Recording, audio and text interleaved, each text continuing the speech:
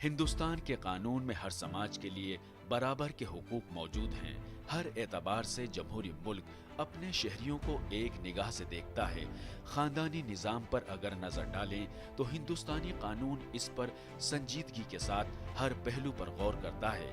जब जोड़े के दरमियान दरार पैदा होती है तो इसका सबसे ज्यादा खुमियाजा बच्चों को भुगतना पड़ता है।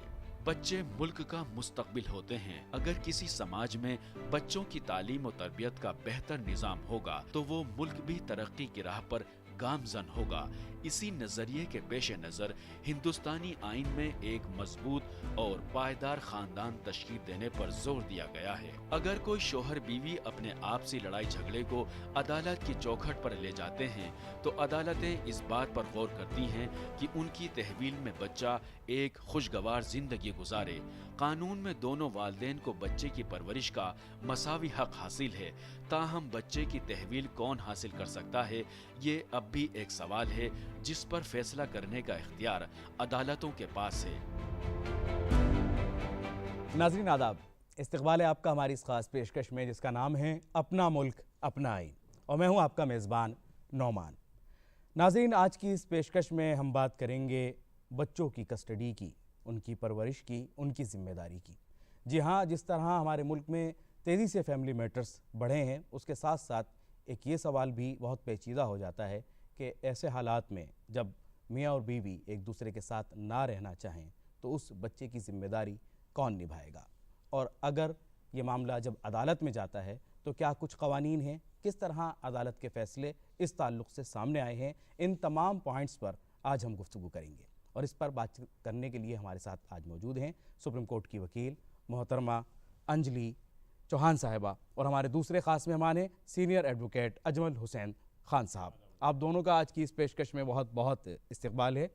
अंजलि जी, जब चाइल्ड कस्टडी की बात होती है और एक अहम मसला है जब फैमिली मैटर्स आते हैं तो इस तरह के केसेस भी आपके पास आते होंगे, अदालत के क्या कुछ फ़ैसले ऐसे हैं जो इस ताल्लुक़ से मंजर आम पर आ चुके हैं और लोग उसके तहत अपना मसला हल कर चुके हैं? जैसे मैंने आपको पहले भी बताया, नितिल रतन कुंडू करके एक केस है जो जिसमें सुप्रीम कोर्ट ने फैसला दिया था। इसमें फादर ने मदर की को इतना मारा कि उसकी डेथ हो गई थी। उसके बाद में जो कोर्ट ने ऑब्जर्व करा उसमें उसके वेलफेयर के बारे में बात हुई कि वो मतलब फादर के साथ रह के उसका वेलफेयर हो पाएगा या वो इस तरह मतलब उसकी ग्रोथ हो पाएगी या नहीं। तब उसके अदर रिलेशन में भी देखा गया कि वो किसके पास रह सकता है। तो इसी तरह और भी मैटर्स हैं, जैसे मेरे पास गौरव नागपाल वर्सेस सुमेघा नागपाल, ये भी सुप्रीम कोर्ट का एक मामला है। बिल्कुल, मैं चाहूँगा इसके ताल्लुक़ से भी आप बताएं कि इसमें क्या फ़ैसला अहम रहा है। इसमें भी यही देखा गया था कि बच्चा माइनर है तो उसका पैरामाउंट कहाँ पर है, जहाँ उसका वेलफेयर कहाँ है, इसमें भी यही कहा गया था। बिल्कुल, आपने सही कहा। इसके अलावा कुछ फैसले अजमल साहब के पास भी मैं देख रहा था कि वो भी नज़र डाल रहे थे कि वो असल क्या में कुछ फैसले हैं। फैसले तो बहुत हैं, ऑनरेबल सुप्रीम कोर्ट के जी, ऑनरेबल हाई कोर्ट्स के, डिस्ट्रिक्ट कोर्ट्स के जी, और हमारी अदालतें इस मामले के अंदर बहुत ज़्यादा कॉन्शियस हैं और बहुत ज़्यादा इनका ज़मीर इसमें जागा हुआ है कि ये वो चाहते हैं कि बच्चे जो हैं वो किसी भी तरीके से हमारे जो समाज के वो धरोहर है हमारी, जी, वो हमारी समाज की वो है कि आपसी मियाँ बीवी के झगड़े में, हस्बैंड वाइफ के झगड़े में उनको नेगलेक्ट ना करा जाए, उनको नज़रअंदाज ना करा जाए। हाँ, अगर माँ बाप का झगड़ा भी चल रहा है तो बच्चे के मुस्तकबिल पर उसका असर ना पड़े। जैसे मैडम ने कहा, ये जो इन्होंने अभी जो मैडम ने जो केस बताया था नील रतन कुंडू, इस वाले केस के अंदर ऑनरेबल सुप्रीम ये जो डिसीजन आया उसमें यही कहा गया कि पेरेंट्स के जो आपस के झगड़े हैं, जो माँ बाप के झगड़े होते हैं, वो बच्चे इफेक्ट नहीं करने चाहिए। वो बच्चे, मैंने नाज़रीन को मैं ख़ास बताना चाहूँगा कि आपस के झगड़ों का कोर्ट ये डिसीजन लेती है, यानी मुत्तफ़िक़ा फ़ैसला ये है। यानी अगर हम मुत्तफ़िक़ा फ़ैसला देखें तो supreme court, honourable high court, honourable जो डिस्ट्रिक्ट कोर्ट्स हैं, उनका ये होता है कि बच्चा जो है ना उसकी ग्रूमिंग के बारे में कोई भी प्रॉब्लम, उसमें आपस में कोई दिक्कत नहीं आनी चाहिए। और जो मैडम ने जैसे एक बताया गौरव नागपाल, सुमेधा नागपाल में, इसमें ऑनरेबल सुप्रीम कोर्ट ने कहा है, इसमें कोर्ट ने कहा है, ऑनरेबल कोर्ट ने, कि इसमें खाली ये नहीं कि फ़िज़िकल कस्टडी बच्चों को दी जाए कि वो जिस्मानी कस्टडी पेरेंट को दे दी गई, बल्कि बताया गया है कि एक्चुअली क्या है कि एक अच्छा शहरी बने मुल्क का, जी, यानी उसकी एजुकेशन भी अच्छी हो, उसके अंदर एथिकल एजुकेशन है, मॉरल एजुकेशन है, जो हमारी अखलाकी जो उसमें जो तालीम है वो तालीमात भी नेगलेक्ट ना हो। ये तो आपने ठीक है मान लिया, माँ बाप उसको अच्छी सारी वो कर रहे हैं, उसको सारी ख्वाहिश, एक ख्वाहिश होती है जो उसके बच्चे की ग्रूमिंग से कनेक्टेड होती हैं जी, जो उसकी एजुकेशन अच्छी हो, उसकी एथिकल एजुकेशन अच्छी हो, मॉरल एजुकेशन अच्छी हो। एक आपने उसकी खाली डेली ज़रूरत पूरी कर दी, जी। तो उसमें ऑनरेबल उसने ये इसमें फैसला ये आया कि खाली फिजिकल उसकी कस्टडी का मतलब नहीं है कि भाई जिस्मानी कस्टडी बच्चों की दे दी गई है, बल्कि ये कहा गया कोर्ट के फैसले में कि पैरामाउंट इंटरेस्ट, जी। यानी जहाँ बच्चों की का ज़ाती मफाद कहाँ पर होता है, जी बिल्कुल आपने सही, तो ज़ाती मफाद के बारे में ऑनरेबल कोर्ट ज़्यादा कॉन्शियस है ये। बिल्कुल आपने सही बात कही, क्योंकि इंडिया एक वेलफेयर स्टेट है हाँ, और इसीलिए मुल्क के हर शहरी की वेलफेयर की जिम्मेदारी को यकीनी बनाने की कोशिश की गई है, चाहे वो छोटा बच्चा ही क्यों ना हो। लेकिन अगर घर में कोई डिस्प्यूट हो रहा है उसके वालिदैन के बीच में, तो हुकूमत की और कंट्री की हमारी ये आज भी यही कोशिश है कि उस बच्चे के ऊपर उसका कुछ भी गलत असर ना पड़े, उसका डेवलपमेंट कहीं से कहीं तक ना रुके। अंजलि जी, जब हम इस तरह के केसेस देखते हैं, जैसे आपने कुछ लैंडमार्क डिसीजंस बताए, सर ने भी बताए हैं, जब ये केसेस अदालत में पहुंच जाते हैं और आपने कहा कि अदालत जो है वो वेलफेयर को सबसे ज़्यादा तरजीह देती है, इसके अंदर आपका अब तक का क्या तजुर्बा है? आपके पास जो केसेस आते हैं उसके अंदर कॉम्प्लिकेशंस कहाँ आती हैं? दोनों पार्टीज़ हैं, दोनों कस्टडी चाहती हैं, लेकिन उसके अंदर फिर भी कहाँ कुछ ऐसी कॉम्प्लिकेशंस या देर कहाँ लग जाती है? अभी मैंने एक रीसेंट मैटर करा था, उसमें मदर की डेथ हो गई कैंसर से। पहले तो उनका डिवोर्स हो गया, तो 4 साल की थी जब बच्ची, तो मदर अपने जब मतलब अपनी मदर के घर आ गई तो उसको कैंसर हो गया।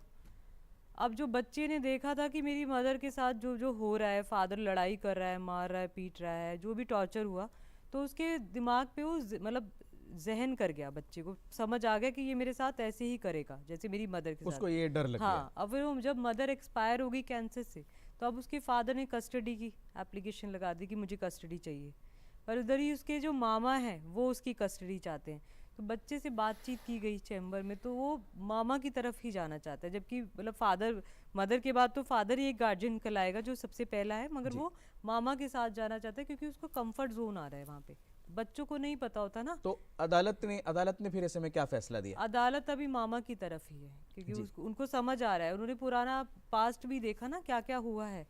हाँ, तो वो क्या बुनियादें थी ऐसी, क्या वजूहात थी जिस वजह पर, जिनकी वजह से कि माँ के बजाय बाप को कस्टडी दी गई, और आज भी कुछ ऐसी सिचुएशंस अगर आ रही हैं तो यानी थर्ड पार्टी यहाँ पर कस्टडी बिल्कुल मिलने के आपके मुताबिक जो है चांसेस ज़्यादा जी, हैं। जी। अजमल सर, आपका तो एक्सपीरियंस बहुत ज़्यादा रहा है, आपके पास जो किस तरह के केसेस आए ज़मीनी सतह पर जो केसेस आते हैं उसमें क्या कुछ मामला सामने आते हैं? अभी कुछ मामला ज़ेर समात हैं जी तो उनके बारे में तो अभी पेंडिंग है, तो उसके बारे में थोड़ा कहना, क्योंकि फरीक़ैन भी सुनना हमारे।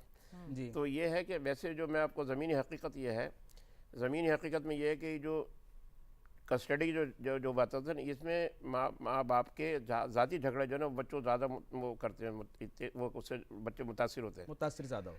अगर माँ बाप जैसे रोज़ाना डेली झगड़ा हो रहा है, बाप शराबी है या माँ का कोई चलन का बात ख़राब है, या कोई भी अगर मियाँ बीवी में, हस्बैंड वाइफ में कोई डिस्प्यूट अगर होता है, वो बच्चों पे ज़्यादा इफ़ेक्ट करता है। अब हमारी मॉडल सोसाइटी हो गई, मॉडल एजुकेशन है, गवर्नमेंट की हमारी ये कोशिश है कि बच्चे हमारे अच्छी टेक्निकल एजुकेशन पाएँ, लेकिन माँ बाप को भी ये समझना चाहिए कि वे कोशिश करके बच्चे हमारी धरोहर हैं, कल को ये बच्चे हमारे समाज के IAS अफसर बनेंगे, बड़े अफसर बनेंगे, उनकी ग्रूमिंग की पूरी कोशिश करी जाए। लेकिन बच्चों को जो इफेक्ट जो पड़ता है ना, ज़मीनी हकीकत जैसे आपने पूछा नौमान साहब, तो ज़मीनी हकीकत यह है कि माँ बाप के इनफरादी झगड़े जो हैं वो बच्चों के एजुकेशन में, बच्चों की ग्रूमिंग में, बच्चों की अखलाकी एजुकेशन में आड़े आते हैं। अंजलि जी, मैटर्स जाते हैं ये बहुत सारे लोग, अब ये जो हमारे नाज़रीन इस वक्त सुन रहे हैं उसमें भी बहुत सारे ऐसे लोग होंगे जिनके ये मैटर्स जो हैं अदालत में फैमिली मैटर्स चल रहे हैं। ऐसे मामलात में देर कहाँ होती है और किस वजह से देर होती है? देर भी आपसी इनके मसले होते हैं हस्बैंड वाइफ के, जहाँ पे मदर फादर चाहते हैं कि अच्छा है हमारे केस बढ़ते रहें, या उनके अपने ईगो क्लैशेस करने लग जाते हैं। आजकल जो चल रहा है, आजकल वो बच्चे की तरफ ना देखते हुए उनको लगता है कि हम जीत जाएं, हम इसको किसी तरह डम करें, तो यहाँ पर देर होने लग जाती है। यहाँ पर देर हो रही है असल। अजमल सर, क्या वाकई यही वजह है कि डिस्प्यूट बढ़ाते हैं दोनों, एक दूसरे के ऊपर जो है एलिगेशंस लगाते हैं, क्या यही वजह है या इसके अलावा कोई और वजूहात भी हैं? भाई नौमान साहब, मेरी फाजी दोस्त जो एडवोकेट्स हैं हमारी मोहतरमा, बिल्कुल सही कहा कि जो हमारा एक्चुअली ये नहीं, जो तमाम जो हमारे जो मुकदमे जो पेंडिंग होते हैं कहीं भी किसी level, supreme court, honourable high court, honourable district courts हों, उसकी मेन मुद्दा यही होता है। इससे हटकर भी मैं बात बता रहा हूँ कि जो भी है, वैसे तो हमारा मुद्दा कस्टडी का है, वजह यही होती है कि इसको भी कस्टडी मैटर्स को भी अपना ईगो का, अपनी ज़ाती रंजिश का मसला बना लेते हैं कि वो चाहते हैं भाई मैं कस्टडी ले लूँ, वो चाहता है मैं कस्टडी ले लूँ, ये करके डिले होता है। अब डिलेइंग टैक्टिक जो उसको आगे लंबा करने की जो होती है एजुकेशन होती है, उसमें कहीं वकील भी मैं माजमा दरख्वास्त करूँ हमारे मोहतरम वकील हजरात नाराज़ ना हो, नहीं कभी कोई, कुछ कोई मुझे उम्मीद है कोई नाराज़ कुछ नहीं हमारी होगा। भी मिस्टेक हो जाती है, कुछ फरीकैन की भी मिस्टेक हो जाती है, क्योंकि वरना तो कोर्ट में ऐसा बात नहीं है, कोर्ट तो ये चाहती है कि भाई हमारे काम जल्दी निपट जाए, लेकिन फरीकैन की ईमानदारी, दोनों फरीकैन की ईमानदारी ही इस बात का हल है कि वो कोशिश ये करें कि हमारी ज़ाती रंजिश और हमारी ज़ाती जो ख्वाहिशात हैं वो हमारे बच्चों पर फ़र्क न डालें और ये मामले जल्द से जल्द निपट जाएँ, ताकि बच्चों की कई बार 10-10-15 साल लग जाते हैं, जब तक बच्चे मेजर हो जाते हैं उनकी एजुकेशन ख़त्म हो जाती मैं है। वही जानना चाहता था ये कि है। आखिर इसका नुकसान जो है ये सबसे बड़ा ये जी, होता है जी। कि बच्चे का एक लंबा अरसा इसी में गुजर जाता है कि उसकी कस्टडी किधर जाएगी। ये एक बड़ा अहम सवाल है।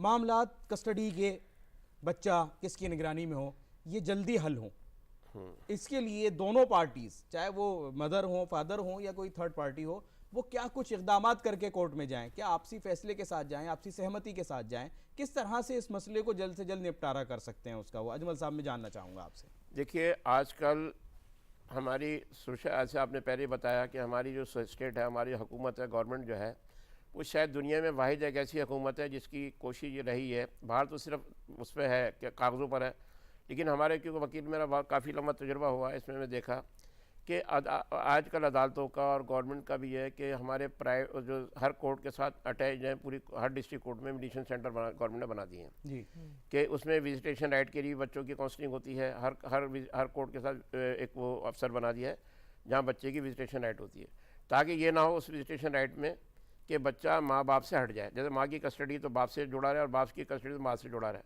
इस करके एक तो ये विजिटेशन राइट का बहुत अच्छा प्रावधान है, बहुत अच्छा एक तरीका है। दूसरा ये कि हर कोर्ट के साथ मीडिएशन सेंटर खोलें।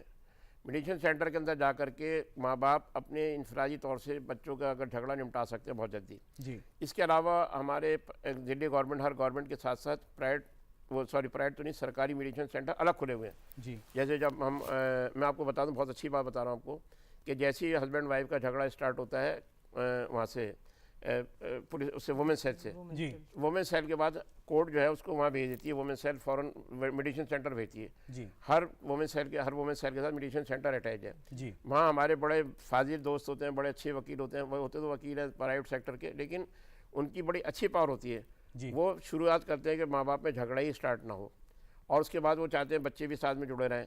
तो हर जगह काउंसलिंग की गवर्नमेंट की कोशिश और अदालतों की कोशिश ये है कि भाई बच्चे जो है माँ बाप इसको जल्द से जल्द निपटारा करें। जल्द से जल्द निपटारा करें। तो मेरी तमाम नाज़रीन से दरख्वास्त है कि भाई जहाँ भी झगड़ा हो वो अपने रंजिशों को हटा करके बच्चे की तरफ ज़्यादा देखें। बहुत सही आपने बात कही कि अपनी रंजिशों से ज़्यादा फिक्र करें इस बात की कि बच्चे का डेवलपमेंट, बच्चे का नशोनुमा, उसके ऊपर खास तवज्जो दी जाए। अंजलि जी, हर केस के अंदर ऐसा सामने आता है बहुत सारे मामलात में कि अदालत ने एक फ़ैसला दे दिया, अदालत ने कस्टडी दे दी, इसके साथ साथ आपने ये भी बताया कि एक मिलने का भी एक राइट है कि अगरचे वो माँ की कस्टडी में है बच्चा तो बाप को इजाज़त है, और बाप की कस्टडी में है तो माँ को इजाज़त है, वो अदालत कहेगी कि आप मिल सकते हैं। बहुत सारे केसेस में ये बात सामने आई है कि मिलने नहीं दिया गया, और फादर हैं वो कंप्लेंट कर रहे हैं कि मुझे कभी भी मिलने नहीं दिया जाता, कभी कोई बहाना बना दिया जाता है, कभी कोई बहाना बना दिया जाता है। जहाँ मिलने नहीं दिया जाता दूसरी पार्टी को, तो ऐसी सिचुएशन में वो क्या करे, कहाँ जाए? जब ये सेटलमेंट होता है तो एक सेटलमेंट डीड बनती है जो कोर्ट में फाइल की जाती है, उसके ही बिहाफ पर कोर्ट ऑर्डर करती है कि आप इस दिन बच्चे से मिल सकते हैं। अगर इस तरह मिलने नहीं दिया जाता तो आप कंटेम्प्ट पिटीशन फाइल कर सकते हैं कि आप इस ऑर्डर की अवहेलना कर रहे हैं जो कोर्ट ने ऑर्डर पास करा है कि आप मिलने नहीं दे रहे हैं। यहाँ पर भी इनका आपसी रंजिश ही होती है जी। कि एक दूसरे को डम करना है, एलिगेशंस लगाना है, बच्चे को दूर करना भी हाँ, मकसद होता है कि मैं हाँ। कभी कभार ऐसा होता है कि माँ कहती है मैं नहीं चाहती कि उसका परछावा भी इसके ऊपर बच्चा पड़े या बिल्कुल हो, हाँ, तो ये चीज सामने आती है, लेकिन उसका एक राइट है मिलने का क्योंकि वो उसकी औलाद है। बच्चा इन्फ्लुएंस न हो जाए इसकी तरफ, फादर की तरफ या मदर की तरफ, या मदर की तरफ। तो ये जानबूझकर किया जाता है। कोर्ट तो एक बाउंडेबल ऑर्डर पास करती है, लेकिन अगर उस ऑर्डर को नहीं मानते तो हम एक कंटेम्प्ट एप्लीकेशन लगा सकते हैं कोर्ट में ना। एक जब फैसले आते हैं आपके पास, आप बहुत सारे फैसले देखते हैं, आप बहुत सारे मैटर्स आपके पास आते हैं वो भी देखते हैं, अदालत का आमतौर पर इस मामले में अदालतों का क्या रुख रहता है? क्या ज़्यादातर कस्टडी माँ के पास ही जाती है या ज़्यादातर फादर के पास जाती है? यहाँ मैं जेंडर न्यूट्रलिटी की बात करना चाहता हूँ कि कितना जेंडर न्यूट्रल है इसको लेकर के कानून। अब तो वैसे यही देखा जाता है बच्चे का वेलफेयर कहाँ है। जैसे अभी मैंने आपको स्वामीनाथन वाला सुप्रीम कोर्ट का जजमेंट बताया, उसमें ये लिखा गया है कि इनकम एज और क्लास देखे बिना बच्चे के वेलफेयर के और ग्रोथ के बारे में सोचा जाए कि बच्चे को कहाँ रखना चाहिए, बच्चा कहाँ कंफर्ट है, बच्चे की ग्रोथ कहाँ पर है, उसकी बेसिक नीड्स भी पूरी हो और वो आगे ग्रोन अप भी करे। क्योंकि ये लोग तो आपस में लड़ते रहेंगे तो वो आगे आगे वो कैसे अच्छा व्यक्ति बनेगा, अच्छा इंसान कैसे बनेगा। यानी इसके अंदर कुल मिलाकर के ये ज़रूरी नहीं है कि वो कस्टडी माँ के पास ही जाएगी या बाप के पास ही जाएगी, उसके वेलफेयर जो है उसको इसके अंदर सबसे ज़्यादा ऊपर रखा गया है, उसको अहमियत दी गई है। अब जब ये तमाम चीज़ें सामने आती हैं इस तरह की, उसके अंदर कुछ चीज़ें ऐसी भी सामने आती हैं कि जहाँ लोग कोर्ट में एक दूसरे के ख़िलाफ़ ये बातें रखते हैं कि इनको कस्टडी इसलिए नहीं देनी चाहिए कि फला इंसान है तो वो बुरा है या इस तरीके से गलत है। उसको कैसे इंसान काउंटर करे, उसको कैसे वाज़ेह करे? अगरचे ये कहा जाता है कि नहीं ये शख्स तो मारता है पीटता है, तो अब अगर उसके ऊपर गलत इल्ज़ाम है, अजमल सर जी सर जी, अगर किसी शख्स के ऊपर गलत इल्ज़ाम लग रहा है सिर्फ इस वजह से कि उसको कस्टडी में ना दिया जाए वो बच्चा, ऐसे में वो शख्स क्या करे? देखिए अभी मैंने बताया ना, जैसे एक सेक्शन हमारा जो है ये गार्जियन वार्ड्स एक्ट 1890 है जी, इसके अंदर अगर आपको इंटरिम कस्टडी भी जाती है, ये तो अभी जो प्रूफ होता है ना, जो आपने जो सवाल पूछा, मैं नाज़रीन से मुखातिब हूँ जी, कि ये कस्टडी दी जाएगी, इसको काउंटर करने के लिए, इसका मुकाबला करने के लिए एविडेंस आती है जी, ये गवाही आती है। भाई आपने जैसे एलिगेशन लगाया भाई चाचा ने ठीक नहीं, उसकी आप गवाही देंगे। जी, अगर जिस एलिगेशन आपने लगाया कि साहब ये मारते पीटते, उसका हम उसका वो देंगे, एविडेंस लाएंगे। जी, लेकिन उससे पहले इंटरिम कस्टडी होती है, भाई इंटरिम कस्टडी बाप को दी जाए या माँ को दी जाए। जी, तो कोर्ट ये देखती है जो उस टाइम तक जो हालात होते हैं मुकदमे के, उसके हिसाब से कोर्ट इंटरिम कस्टडी किसी भी एक फरीक को देती है जी, और उसके साथ साथ विजिटेशन राइट भी देती है। अगर माँ या बाप को देखा कि भी इनकी कस्टडी का राइट ज़्यादा नहीं बनता, जिसको कस्टडी दी गई है उसको डायरेक्शन भी दी जाती है कि आप दूसरे फरीक को, माँ या बाप को विजिटेशन राइट देंगे, चाहे वो कहीं घर पर दिया जाए, किसी रेस्टोरेंट में दिया जाए, कोर्ट के अंदर दिया जाए। जी, लेकिन कोर्ट ये देखती है पैरामाउंट इंटरेस्ट के अंदर ये नहीं कर चाहती कि बच्चा बिल्कुल माँ बाप से सेपरेट हो जाए, यानी बच्चे का अटैचमेंट दोनों फरीकैन के साथ रहना चाहिए। कोर्ट की आखिर तक यही रहती है भाई दोनों माँ बाप के साथ रहें बच्चा। लेकिन अगर ऐसी हालात नहीं पैदा होते माँ बाप के बीच में, तो कोर्ट इंटरिम कस्टडी का भी हमारे अंदर इसमें प्रावधान है। उसमें मैं बिल्कुल ज़रूर ये जानना चाहूँगा, मैडम कुछ कहना चाहती हैं अभी आप? जहाँ पे आप एलिगेशन की बात कर रहे हो ना कि मतलब बच्चा वहाँ ये एलिगेशंस लगाए जा रहे हैं, वहाँ पे कोर्ट ना जज साहब बच्चे को चैम्बर में बुलाकर अलग बिना इन्फ्लुएंस के मदर फादर के उनसे बात करते हैं कि आपके फादर आपको मारते पीटते हैं या आपके साथ टॉर्चर करते हैं, या मदर के बारे में पूछते हैं अगर मदर के साथ है। कितनी उम्र के बच्चे से सवाल पूछे जा सकते हैं? कितनी उम्र में? क्या सिर्फ जब जिसको बोलना चालना आ जाए उससे पूछा जा सकता है या कोई इसमें भी एज क्राइटेरिया है? नहीं, इसमें एज क्राइटेरिया तो नहीं है, मगर फिर भी जो बोल सके समझ सके उससे बात की जाती है, उसे बुलाकर पूछा जाता है कि आपके साथ क्या घर पे ऐसा व्यवहार हो रहा है, क्या फादर साहब आपके साथ इस तरह करते हैं। तो जब वहाँ पे ना जो बच्चे होते हैं वो सच बोलते हैं बिना इन्फ्लुएंस के ना, और जहाँ पे वो इन्फ्लुएंस हुए होते हैं वो समझ आ जाता है जज साहब को कि हाँ इसको सिखाया गया है कि हाँ पापा ऐसे करते हैं या मम्मी ने ऐसे मेरे साथ किया है, वो समझ आ जाता है। यानी अगरचे कोई अपने बच्चों को इस तरह से इन्फ्लुएंस करके भी लेकर के जा रहे हैं तो वो ये समझ जाएं कि अदालत आपसे ज़्यादा स्मार्ट है। वहाँ जो लोग रोज़ाना उस चीज़ को डील करते हैं वो ये समझ सकते हैं कि आप बच्चे को बहला फुसला करके उसको इन्फ्लुएंस करके लेकर के आएँ कि वो अपनी माँ के ख़िलाफ़ या अपने पिता के ख़िलाफ़ जो है वो कुछ बोले। आप प्लीज़ ऐसा ना करें। जहाँ पर भी अगर ऐसा मामला चल रहा है तो बच्चे को उसकी ख्वाहिश के मुताबिक उसको जाने दें जहाँ वो रहना चाहता है। लेकिन जहाँ कुछ इस तरह के मामलात आते हैं वहाँ पर फिर अदालत ये तय करती है कि उस बच्चे को आखिर कहाँ पहुँचाया जाएगा। अजमल साहब आपने एक बड़ी अच्छी बात कही और एक कस्टडी का एक नया तरीका आपने भी बताया कि उसके अंदर एक अंतरिम कस्टडी भी होती है। ये क्या होती है सर? इंटरिम कस्टडी होती है कि जब तक बच्चा, क्योंकि मुकदमा तो लंबा चलता है, मुकदमा साल 2 साल तो नहीं, कई बार 5 6 7 साल हो जाते हैं जी, हमारा अपना ज़ाती तजुर्बा है।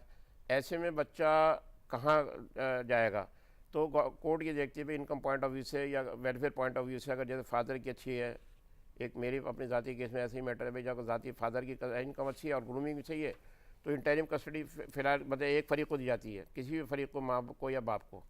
ये नहीं कि ज़रूरी जिसने अप्लाई करा कस्टडी से वो मिलेगी, बल्कि कस्टडी जो दूसरी फरीक है जहाँ बच्चा सेफ महसूस करता है, यानी कंफर्टेबल जोन में है जहाँ बच्चा, यानी जब तक इसका फैसला नहीं हो जाता कि हाँ, बच्चा तो किस इंटरिम कस्टडी में कस्टडी रहेगा तब तक जो कस्टडी दी जाती है इंटरिम, हाँ अच्छा उसको कहा जाए इंटरिम का। और ये एक बात बता दूं मैं आपको, एक ये बता दूं कि ये कस्टडी का दावा वहीं पड़ता है जहाँ बच्चा रहता है।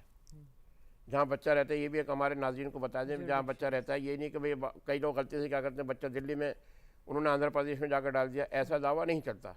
दावा वहीं चलता है जहाँ बच्चों को लाना ले जाने में मुश्किल ना हो। ये भी आपको एक मैं एक एडिशनल पॉइंट बता रहा हूँ नाज़रीन को, फिर आपने किसको बताया। हाँ। और ऐसे बहुत सारे पॉइंट्स हैं जिन पर आज गुफ्तगू हुई और आपने उससे ज़रूर कुछ ना कुछ फ़ायदा हासिल किया होगा। हमारे इस प्रोग्राम के ज़रिए हमारी यही कोशिश होती है कि आपके हुकूक मुल्क के आइन के मुताबिक जो आपको हुकूक हासिल हैं वो आप तक पहुँचें। आपके लिए क्या कुछ हमारे मुल्क में कवानीन हैं, क्या कुछ अदालती फ़ैसले हैं, वो आप तक पहुंचाएं ताकि आप बेदार रहें, आप जागरूक रहें। हमारी आज की इस पेशकश के ज़रिए भी हमने यही कोशिश की। उम्मीद है हमने इसमें भरपूर कामयाबी हासिल की होगी। मैं अपने दोनों मेहमानों का भी बहुत बहुत शुक्रगुजार हूं कि आपने आज के इस मौजू पर अपने तजुर्बे से रोशनी डाली। आप भी हमारे इस प्रोग्राम के ताल्लुक से हमारे नाजरीन सभी अपने राय और मशवरे हमें ईमेल कर सकते हैं, सोशल मीडिया पर हमारे साथ जुड़ सकते हैं। हमारी आज की इस पेशकश में फ़िलहाल इतना ही। हम फिर हाजिर होंगे किसी नए और ख़ास मौजू के साथ। तब तक के लिए हमारी पूरी टीम को दे दीजिए इजाज़त। आदाब।